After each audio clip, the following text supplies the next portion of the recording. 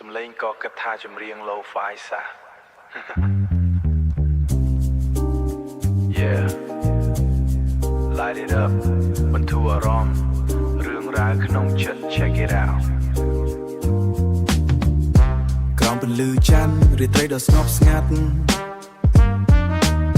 សំឡេងឡានតាមផ្លូវក៏ចាប់ផ្ដើមបាត់អង្គុយម្នាក់ឯងសម្លឹងមើលផ្កាយនឹកដល់រឿងរ៉ាវដែលធ្លាប់សប្បាយពីក្មេងរត់លេងមិនចេះខ្វល់ខ្វាយឥឡូវធំឡើងរឿងច្រើនរាយមាយតែចង្វាក់ប៊ូមបែបនៅតែដាស់តឿនឲ្យចិត្តរងមាំមិនត្រូវនៅត្រឹងមួយកន្លែងឡើយចង្វាក់បេះដូងដើរតាមសំឡេងស្គរទោះបីជាជីវិតជួនកាលមិនសូវល្អLo-Fi បំពេឲ្យយើងគេងលក់បំភ្លេចទុកសោកដែលធ្លាប់តែមកលុកលុយ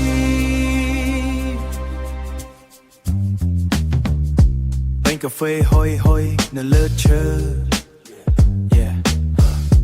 គិតពីថ្ងៃស្អែកតើត្រូវធ្វើអ្វីអើមិនបាច់ប្រញាប់មិនបាច់ប្រជែងរស់នៅក្នុងក្តីសុខដែលយើងសាងនៅខ្លួនឯងទោះបីជាពិភពលោកវិលលឿនយ៉ាងណា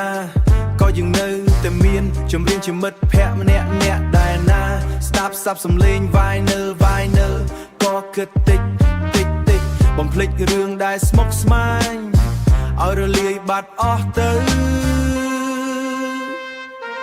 ចង្វាក់បេះដូងដើរតាមសំឡេងស្គរទោះបីជាជីវិតជួនកាលមិនសូវល្អLo-Fi បំពេឲ្យយើងគេងលក់បំភ្លេចទុកសោកដែលធ្លាប់តែមកលុកលុយ